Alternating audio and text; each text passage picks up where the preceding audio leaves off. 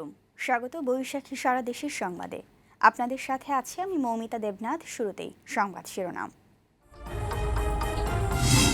শিক্ষামন্ত্রীর পদত্যাগের দাবিতে ক্ষুব্ধ এইচএসসি পরীক্ষার্থীদের বিক্ষোভ। জাতীয় সংসদে শিক্ষার্থীদের উদ্দেশ্যে দুঃখ প্রকাশ শিক্ষামন্ত্রীর। চট্টগ্রাম অঞ্চলে বন্যা পরিস্থিতির উন্নতি। উত্তরাঞ্চলে বাড়ছে নদ নদীর পানি। বিচিত্র ভোগান্তিতে বানভাসী লাখো মানুষ। এবং দখল ও দূষণে অস্তিত্ব সংকটে ঝালকাঠির ৭ খাল মাঝপথে বন্ধ খনন কাজ। পৌরসভা ও ঠিকাদারি প্রতিষ্ঠানের পাল্টাপাল্টি দোষারোপে বেড়েছে দুর্ভোগ।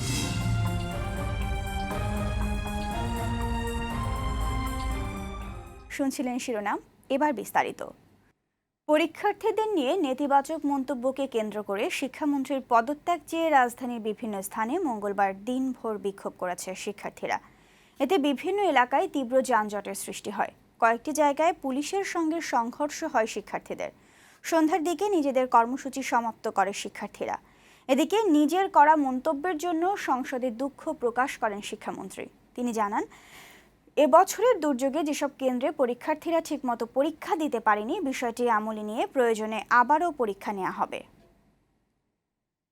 আমার ব্যক্তিগত মন্তব্য সেটি নিয়ে অনেকেই আপত্তি করেছেন। সেই ব্যাপারে বলতে চাই, আমি কাউকে উদ্দেশ্য প্রণোদিতভাবে কিছু বলি নাই। যদি কেউ আহত হয়ে থাকে, সিম্পলি আমি দুঃখ প্রকাশ করছি। বৃষ্টি না হওয়ায় চট্টগ্রাম অঞ্চলে বন্যা পরিস্থিতির কিছুটা উন্নতি হয়েছে। পানি কমায় স্পষ্ট হচ্ছে ক্ষয়ক্ষতির চিত্র। এখনও পানিবন্দী রয়েছে লাখ লাখ মানুষ। বিচিত্র ভোগান্তিতে রয়েছেন এসব মানুষ। এদিকে উজানের ঢলে উত্তরাঞ্চলে নদ নদীর পানি বাড়ছে। সংবাদদাতাদের পাঠানো তথ্যচিত্রের ডেস্ক রিপোর্ট। টানা বৃষ্টিপাত কমে যাওয়ায় এবং নদ নদীর পানি কমতে শুরু করায় চট্টগ্রাম অঞ্চলে বন্যা পরিস্থিতির সার্বিক উন্নতি হয়েছে। তবে বিভিন্ন উপজেলায় এখনও পানিবন্দী রয়েছে প্রায় ৫ লাখেরও বেশি মানুষ। পানি নামতে শুরু করায় ক্ষয়ক্ষতির চিহ্ন স্পষ্ট হয়ে উঠেছে। বন্যা কবলিত এলাকায় সরকারি ও বেসরকারি বিভিন্ন সংস্থা ত্রাণ বিতরণ অব্যাহত রেখেছে। বৃষ্টিপাত কমে বান্দরবানে ধীরে ধীরে বন্যা পরিস্থিতির উন্নতি হচ্ছে। তবে পানি নামার সঙ্গে সঙ্গে ভেসে উঠেছে বন্যার নানা ক্ষতচিহ্ন। সেই সাথে বিশুদ্ধ পানি সংকট, ডায়রিয়া, জ্বর ও চর্মরোগ সহ বিভিন্ন রোগের আশঙ্কা দেখা দিয়েছে। এদিকে বান্দরবান জেলার বিভিন্ন উপজেলার অভ্যন্তরীণ সড়কে অনেক স্থানে ক্ষয়ক্ষতি ও পাহাড়ের মাটি গাছ পড়ে থাকায় আন্তঃ উপজেলা যোগাযোগ এখনও কিছুটা ব্যাহত হচ্ছে। এদিকে রাঙামাটিতে বৃষ্টি কমে আসলেও বানভাসীদের ভোগান্তি বেড়েছে। খাদ্য ও বিশুদ্ধ পানির সংকটের পাশাপাশি ঘরবাড়ি সংস্কার নিয়ে দুশ্চিন্তায় নাগরিকরা। সুনামগঞ্জের সুরমা, জাদুকাটা, কুশিয়ারা সহ সবকটি নদ নদীর পানি কমতে শুরু করেছে। তবে ছাতক পয়েন্টে সুরমা নদীর পানি এখনও বিপদসীমার উপর দিয়ে প্রবাহিত হচ্ছে। মৌলভীবাজারে বন্যার্থদের মাঝে ত্রাণ সামগ্রী বিতরণ করেছে সিলেট রেঞ্জের এই পুলিশ কর্মকর্তা। সকল পুলিশ সদস্যদের পক্ষ থেকে আমরা মানবিক সহায়তা প্রদানের জন্য এবং স্পেশাল মেডিকেল টিম গঠন করে সেই টিম ফ্রি চিকিৎসা সহ ঔষধ সামগ্রী বিতরণ করবে। কক্সবাজারে বন্যা দুর্গত এলাকা পরিদর্শন শেষে বন্যায় ক্ষতিগ্রস্তদের ত্রাণ সহায়তার পাশাপাশি পুনর্বাসনের উপর গুরুত্ব আরোপ করেছেন বিদ্যুৎ, জ্বালানি ও খনিজ সম্পদ প্রতিমন্ত্রী অনিন্দ্য ইসলাম। পানি পুরোপুরি নেমে যাবার পরেই আসলে ক্ষতির পরিমাণটা বোঝা যাবে। এখন থেকে সরকার প্রস্তুতি নিচ্ছে সকল মন্ত্রণালয়কে নিয়ে, যাতে করে আমরা পুনর্বাসন কর্মসূচিটা যথাযথভাবে করব। ভারী বর্ষণ ও উজান থেকে নেমে আসা পাহাড়ি ঢলে নেত্রকোনার প্রধান নদ নদীর পানি বেড়েছে। বিপদসীমার উপর দিয়ে প্রবাহিত হচ্ছে কলমাকান্দার উপদাখালী নদীর পানি। লালমনিরহাটে তিস্তার পানি বৃদ্ধি অব্যাহত রয়েছে। পানিতে তলিয়ে রয়েছে জেলার নিম্নাঞ্চলের ফসলি জমি। পানি প্রবেশ করেছে বিভিন্ন এলাকার বসতবাড়িতে। পদ্মার পাড়ের জেলা ফরিদপুরে টানা ৩ দিনের বৃষ্টিতে তীব্র জলাবদ্ধতার সৃষ্টি হয়েছে। ফারহানা শিমু, বৈশাখী সংবাদ। এবার বৈশাখী টেলিভিশনের বিশেষ আয়োজন পথে প্রান্তরে।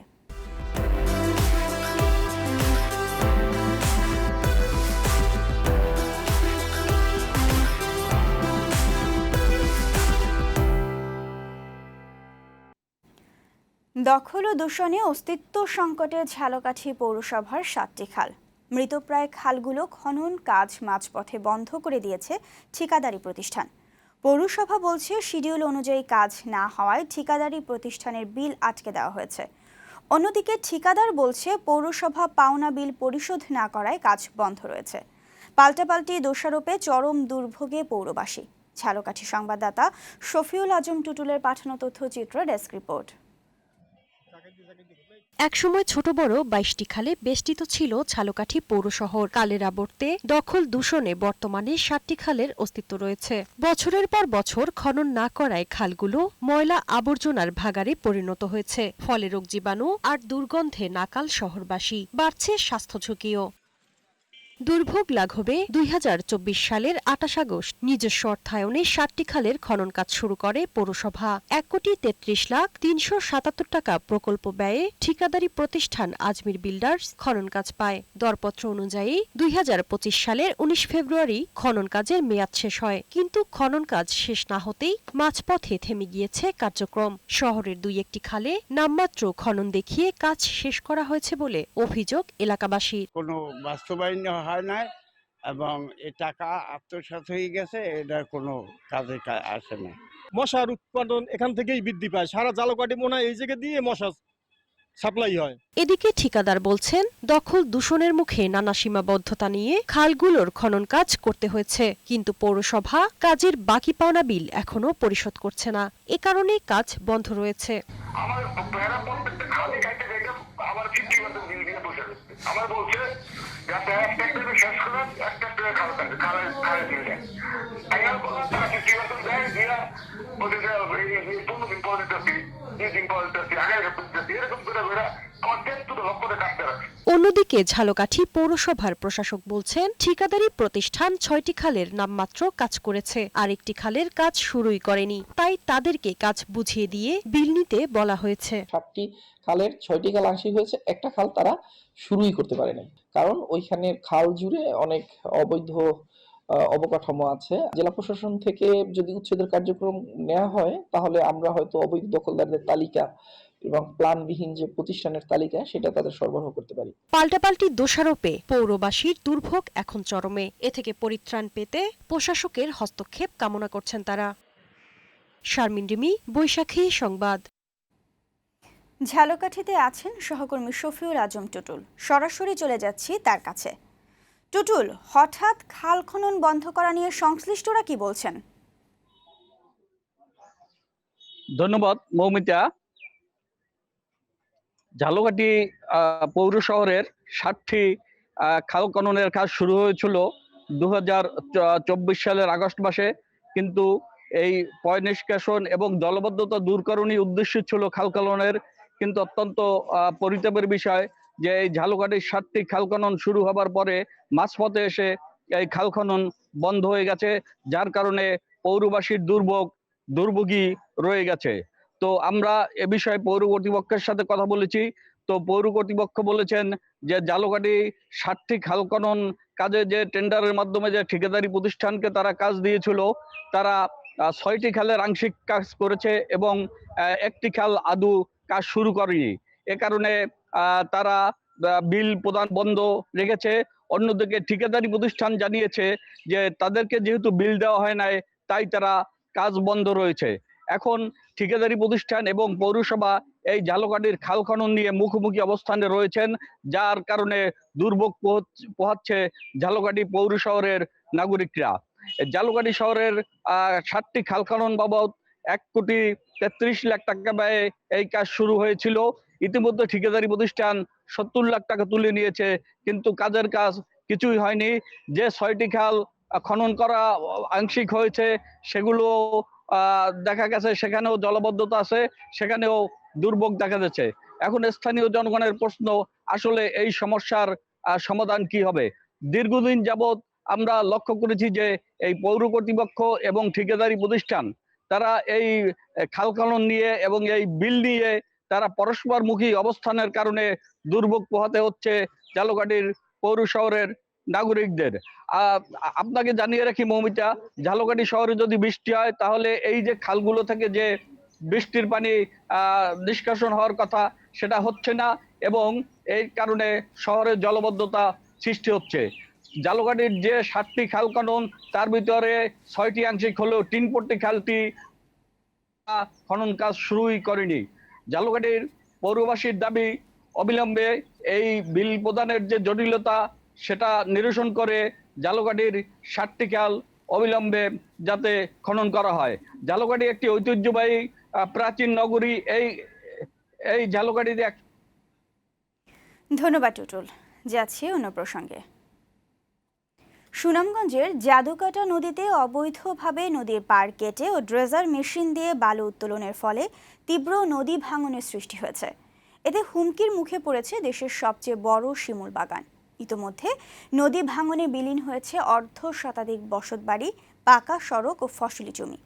প্রশাসনের নাকের ডগায় প্রতিদিনই চলছে অবৈধ ড্রেজার কার্যক্রম।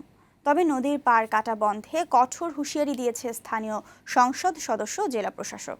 সুনামগঞ্জ সংবাদদাতা কর্ণ বাবু দাসের পাঠানো তথ্যচিত্র ডেস্ক রিপোর্ট।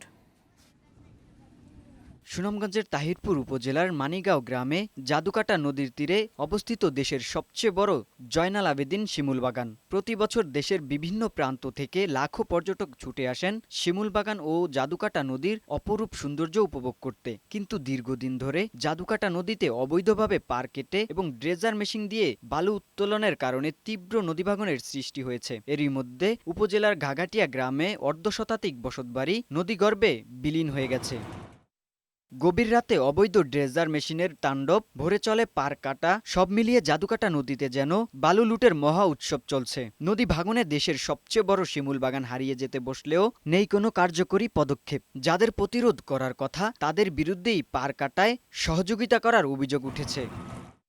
স্থানীয়দের অভিযোগ, পুলিশের সঙ্গে যোগসাজশে একটি চক্র প্রতি রাতেই এই কার্যক্রম চালিয়ে যাচ্ছে। প্রতি রাত্রেই মনে করেন যে এখান থেকে বালুর তীর থেকে বালু নেওয়া হয়, নাইট গার্ডকে বেঁধে এখান থেকে নিয়ে তারা বালু নিচ্ছে। নদীর পার কাটা বন্ধে নিয়মিত অভিযান পরিচালনা করা হচ্ছে বলে জানিয়েছে জেলা প্রশাসক। হুমকির মুখে পড়ে গিয়েছে আমাদের শিমুল বাগান। তো সেই ক্ষেত্রে আমাদের আইনশৃঙ্খলা বাহিনী, আমাদের এমপি মহোদয়গণ তারা দৃঢ় প্রতিজ্ঞাবদ্ধ যাতে কোনোভাবে এখানে আর তার নদীর পার যেন কাটতে না পারে। অবৈধভাবে নদীর পার কাটা বন্ধে কঠোর হুঁশিয়ারি দিয়েছেন স্থানীয় সংসদ সদস্য। যে অভিযোগগুলি পাওয়া যাচ্ছে পুলিশও এটার সাথে জড়িত হয়। আমাদের জাদুকাটা নদী বিশাল সাগরে পরিণত হয়ে যাচ্ছে। দীর্ঘদিন যাবত এই কাজটা কন্টিনিউ করছে।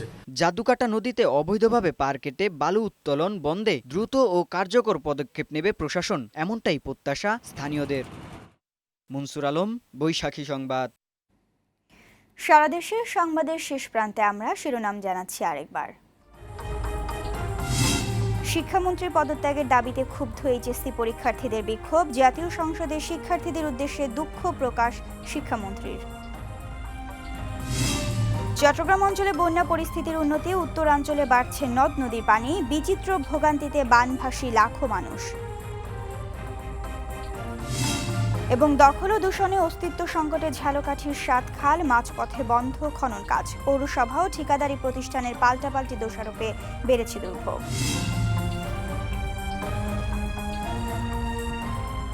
এখনকার সংবাদ এই পর্যন্তই। পরের সংবাদ দুপুর 2টায়। দেখার আমন্ত্রণ রইল। বৈশাখীর সবশেষ সংবাদ জানতে লগ ইন করুন www.boishakhyonline.com। বৈশাখীর সাথে থাকুন। ধন্যবাদ সবাইকে।